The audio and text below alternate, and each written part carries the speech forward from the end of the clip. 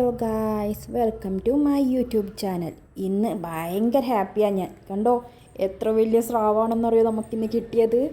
നല്ല വെയിറ്റ് ഉണ്ട്. വിൽക്കാൻ നിന്നില്ല, നമുക്കിത് കുക്ക് ചെയ്യാമെന്ന് വിചാരിച്ചു. മറ്റുള്ള മീനെപ്പോലെയല്ല ഈ മീൻ, ഇത് സ്രാവാണ്. സ്രാവിൻ്റെ പ്രത്യേകത എന്താണെന്ന് വെച്ചാൽ എനിക്ക് ഈ മീൻ മുറിക്കാൻ അറിയത്തില്ല. കുക്ക് ചെയ്യാൻ ഇഷ്ടമാണ്, കഴിക്കാനും ഇഷ്ടമാണ്. പക്ഷേ ഞാൻ ഇതുവരെ ഇത് മുറിച്ചിട്ടില്ല, ഒറ്റയ്ക്ക് മുറിച്ചിട്ടില്ല. കാരണം എന്താ വെച്ചാൽ ഇത് എല്ലാവരും ചൂടുവെള്ളത്തിലിട്ട് പുഴുങ്ങിയിട്ടൊക്കെയാണ് ഇത് കുക്ക് ചെയ്യുക. പക്ഷേ നമ്മളിവിടെ ഇതിനെ കുക്ക് ചെയ്യാറ് അതിൻ്റെ തൊലി മുഴുവനായും ഉരിച്ചിട്ടാണ് ചെയ്യാറുള്ളത്. അതുകൊണ്ട് തന്നെ ഭയങ്കര വിഷമാണ്. സ്രാവ് വീട്ടിൽ മുറിക്കുന്നവർക്ക് എന്തായാലും അറിയാൻ പറ്റും സ്രാവ് മുറിക്കുന്നതിനുള്ള വിഷമം എങ്ങനെയാണെന്ന്, പ്രത്യേകിച്ചും തൊലി ഉരിക്കുന്നതിന്. ചൂടുവെള്ളത്തിലിട്ട് ചെയ്യുമ്പോൾ ഇത്ര വിഷമമില്ല കേട്ടോ. അത് പെട്ടെന്ന് തന്നെ സ്കിന്ന് നമുക്ക് ഇളക്കിയെടുക്കാൻ പറ്റുന്നതായിരിക്കും. പക്ഷേ മുറിച്ച് തൊലി ഉരിച്ചെടുക്കുന്നതിന് കുറച്ചധികം വിഷമമുണ്ട്. പ്രത്യേകിച്ചും നമ്മുടെ കയ്യിലുള്ള കത്തിയുടെ അവസ്ഥ നോക്കിയാട്ടെ. വീട്ടിലുള്ള ബാക്കിയുള്ള കത്തിയൊക്കെ മൂർച്ച പോയി, ഇതിന് മാത്രമേ മൂർച്ചുള്ളൂ. ഈ ഒരൊറ്റ കത്തി വെച്ചിട്ടാണ് ഈ പരിപാടി മുഴുവൻ നമ്മൾ ചെയ്യാൻ പോണത്. സ്രാവ് തന്നെ വിചാരിക്കുന്നുണ്ടാവും, ഈ പിള്ളേർക്കൊന്നും കുറച്ച് വില തന്നൂടെ, എനിക്ക് അത്യാവശ്യം വലിപ്പുള്ളൊരു കത്തിയായിട്ട് വന്നുകൂടെയിരുന്നോ. ഏട്ടനോടും ചേച്ചിയോടും ഒന്നും തോന്നല്ലേ എന്ന് പറഞ്ഞുകൊണ്ട് നമ്മളങ്ങ് മുറി തുടങ്ങി. വിചാരിച്ച പോലെയല്ല കേട്ടോ എൻ്റെ മുത്തപ്പ. എൻ്റെ നടുവൊടിഞ്ഞിട്ട് ഞാനാദ്യം ആ സിങ്കിലോട്ടെല്ലാം കിടന്നിട്ടൊക്കെയാണ് അത് അവസാനം മുറിച്ചെടുത്തത്. മുറിക്കാനുള്ള വിഷമം കൊണ്ട് എപ്പം കിട്ടിയാലും ഇത് വിൽക്കാൻ വേണ്ടിയിട്ടാണ് കൊണ്ടുപോക്ക്. പക്ഷേ ഇന്ന് ആശാനൊരു കൊതി, സ്രാവ് കൂട്ടിയിട്ടൊന്നങ്ങ് ചോറ് കഴിക്കാം. ഞാനെന്നാ വിചാരിച്ചു പാവം പോട്ട്, എത്രയാണെന്ന് വെച്ചിട്ട് സാധാരണ മീനൊക്കെ കൊടുക്കുക, ഇന്നങ്ങ് സ്രാവ് തന്നെ കൊടുക്കാമെന്ന് വിചാരിച്ചു. സ്രാവിൻ്റെ തൊലിയെടുക്കാൻ കുറച്ച് വിഷമമായതുകൊണ്ട് സ്രാവിൻ്റെ തല, പിന്നെ അതിൻ്റെ ചിറക്, വാല് ഇതൊക്കെ നമ്മൾ നല്ല ചൂടുവെള്ളത്തിലിട്ടൊന്ന് പുഴുങ്ങും. എന്നിട്ട് തൊലിയെടുക്കുകയാണ് ചെയ്യാറ്. അതിൻ്റെ സ്കിന്ന് അപ്പോഴേ കിട്ടത്തുള്ളൂ. കത്തി വെച്ച് എത്ര ശ്രമിച്ചാലും നമുക്കത് എടുക്കാൻ കുറച്ച് വിഷമമാണ്. അതുകൊണ്ട് നമ്മൾ ആ പരിപാടിക്ക് നിന്നില്ല. ഇപ്പം തന്നെ നടു ഒരുവിധം ഒടിഞ്ഞു. അതുകൊണ്ട് ഇതിൻ്റെ മാത്രം തൊലി ഉരിച്ചെടുത്തിട്ട് കുക്ക് ചെയ്യാണ് എന്ന് വിചാരിച്ചിട്ടുള്ളത്. ഈ മുറിക്കൽ അവസാനം വടംവലി മത്സരം പോലെയൊക്കെ ആയി. മുത്തപ്പ എന്തെങ്കിലും ദേഷ്യം വെച്ചിട്ട് മറുതല അങ്ങ് വിട്ടിട്ടുണ്ടെങ്കിൽ ഞാൻ അങ്ങ് ഉരുണ്ട് അടുപ്പിൻ്റെ അകത്ത് എത്തിയിട്ടുണ്ടാവും. ഇന്ന് എനിക്ക് മനസ്സിലായി എനിക്ക് എത്രത്തോളം ശക്തിയുണ്ട് എന്ന്. സ്രാവിൻ്റെ ഒരു തല വലിക്കുമ്പോഴത്തേക്കും ഞാൻ ആ സ്രാവിൻ്റെ കൂടെ അങ്ങോട്ട് പോവുകയാന്ന്. ക്ഷമ കെട്ടു. നിന്നെ അല്ലാതെ വേറെ ആരും എനിക്ക് കൂട്ടാൻ തോന്നിയില്ലേന്നും പറഞ്ഞിട്ട് എനിക്ക് കുറേ വഴക്കും കേൾക്കുന്നുണ്ട്.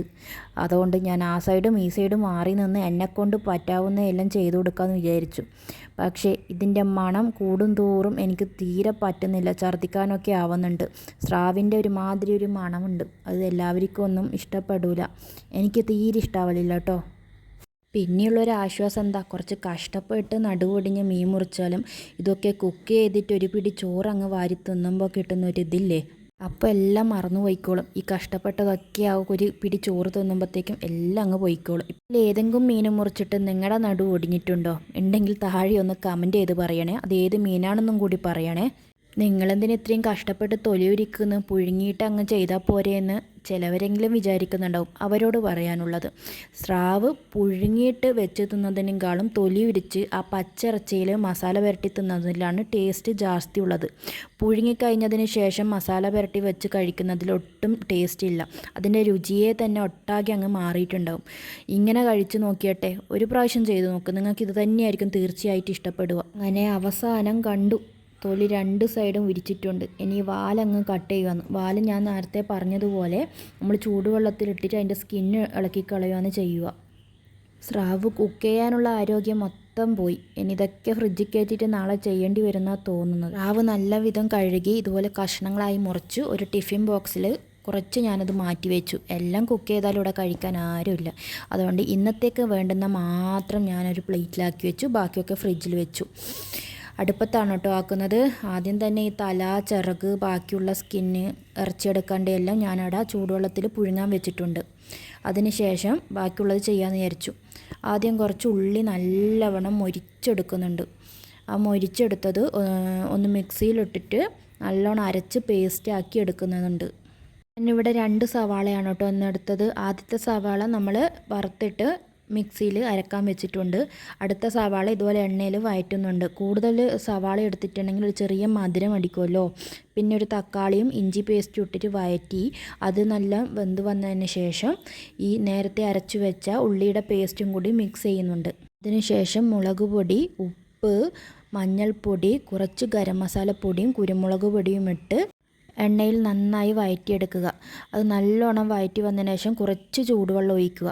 അതിനുശേഷം നമ്മൾ നേരത്തെ കട്ട് ചെയ്ത കഷ്ണങ്ങൾ കുറച്ച് അതിലിട്ടിട്ട് അധികം വെന്ത് കഴിഞ്ഞാൽ അധികം ഇളക്കാൻ പാടില്ല.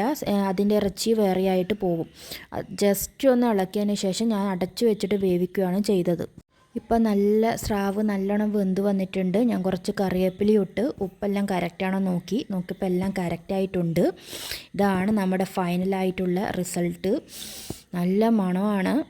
ഇത് അത്യാവശ്യം വെന്തിട്ടുമുണ്ട്. ഇനി നമുക്ക് രണ്ടാമത്തെ ഡിഷ് ഉണ്ടാക്കാം. അതിനായിട്ട് കുറച്ച് പച്ചമുളക്, വെളുത്തുള്ളി, ഉപ്പ്, മഞ്ഞൾപ്പൊടി, മുളക് പൊടി, ഒരു അരക്കഷ്ണം തക്കാളിയും കൂടി ഇട്ടിട്ട് ഞാൻ നല്ലോണം അരച്ച് പേസ്റ്റാക്കി എടുത്തു. അതിനുശേഷം അതേ കഷ്ണങ്ങൾ അതിൽ ഈ അരവ് തേച്ച് പിടിപ്പിച്ചിട്ട് കുറച്ച് നേരം ഞാനവിടെ വെച്ചു. അതിനുശേഷം എണ്ണയിലോട്ട് ഓരോരോ കഷ്ണങ്ങളായി അടുക്കി വെച്ചിട്ട് ഞാൻ പലപ്പോഴും എൻ്റെ മീനൊക്കെ ഫ്രൈ ചെയ്യുന്നത് അടുപ്പത്ത് തന്നെ ആയിരിക്കും. ഈ ഇരുമ്പിൻ്റെ ചീനച്ചട്ടിയിൽ ചെറിയ കനലിൽ അടുപ്പത്ത് തന്നെ വെക്കുമ്പോൾ വേറെ തന്നെ ഒരു നല്ല ലൈറ്റായിട്ട് ആ എണ്ണയിൽ പതുക്കെ അങ്ങ് ഫ്രൈ ചെയ്തെടുക്കുമ്പോൾ വേറെ തന്നെ ഒരു ടേസ്റ്റാണ്. ഇതിപ്പോൾ രണ്ട് സൈഡും ഞാൻ ചെറുതായിട്ട് വേവിച്ചെടുത്തു. അതിനുശേഷം നേരത്തെ മസാല ബാക്കിയുണ്ടല്ലോ, അത് ഇതിൻ്റെ മുകളിൽ നല്ല ലൈറ്റായിട്ട് തേച്ച് കൊടുത്തു. രണ്ട് സൈഡും അങ്ങനെ ലൈറ്റായിട്ട് തേച്ചിട്ട് പിന്നെയും കുറച്ച് എണ്ണ തേച്ചിട്ട് ചെറിയ കനലിൽ വേവിച്ചെടുക്കുക ചെയ്തത്. രണ്ടും അടിപൊളി ടേസ്റ്റ് ആയിട്ടുണ്ട്.